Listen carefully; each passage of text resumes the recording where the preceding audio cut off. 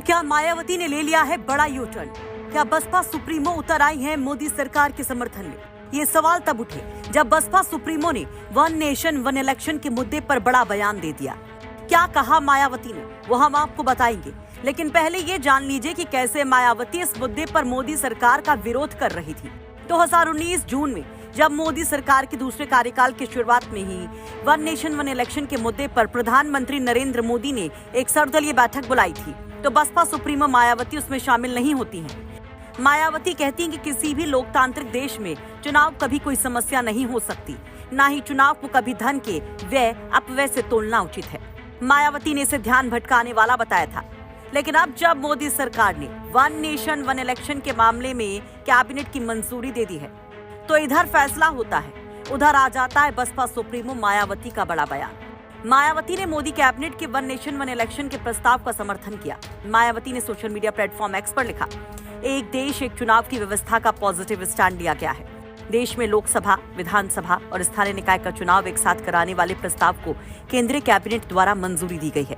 इस पर हमारी पार्टी का स्टैंड सकारात्मक है, लेकिन इसका उद्देश्य देशवाद जनहित में होना चाहिए। दरअसल कल यानी कि बुधवार के दिन मोदी कैबिनेट ने पूर्व राष्ट्रपति रामनाथ कोविंद की अध्यक्षता में एक देश एक चुनाव को लेकर बनी उच्च स्तरीय समिति की सिफारिशों को स्वीकार कर लिया। इसी के साथ एक देश एक चुनाव के मुद्दे को लेकर मोदी सरकार ने बड़ा कदम उठा दिया, जिसका कुछ विरोधी पार्टी विरोध कर रही है, तो वहीं मायावती ने सशर्त समर्थन का ऐलान कर दिया है। और ये भी दिलचस्प है कि जब वन नेशन वन इलेक्शन को लेकर कमेटी सियासी पार्टियों की राय ले रही थी, तो हाई लेवल कमेटी के सामने बसपा ने इसको लेकर सवाल भी उठाए थे। लेकिन अब जिस तरह से बसपा ने यह बड़ा फैसला लिया है, उस पर खूब चर्चाएं शुरू हो गई हैं। वैसे कोई पहली दफा नहीं है, कई ऐसे मौके आए जब मायावती ने प्रत्यक्ष या परोक्ष तौर पर मोदी सरकार को समर्थन दिया। फिर चाहे अनुच्छेद 370 को हटाने पर डायरेक्ट सपोर्ट हो या फिर ट्रिपल तलाक जैसे मुद्दे पर सदन से वॉकआउट के जरिए। वैसे अब जरा ये भी जान लीजिए कि जिस रिपोर्ट पर यह सारी सियासत है, उसमें है क्या। इस रिपोर्ट में आने वाले वक्त में लोकसभा और विधानसभा चुनावों के साथ साथ नगर पालिकाओं और पंचायत चुनाव कराने के मुद्दे से जुड़ी सिफारिशें दी गई हैं। रिपोर्ट की सिफारिश थी कि चुनाव 2 चरणों में करवाए जाएं। पहले चरण में लोकसभा और राज्य विधानसभाओं के चुनाव करवाए जाएं। दूसरे चरण में नगर पालिकाओं और पंचायतों के चुनाव हों।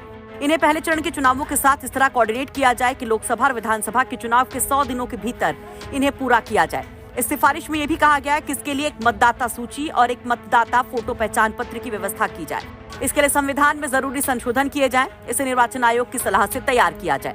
वैसे मायावती के स्टैंड पर आप क्या कहेंगे?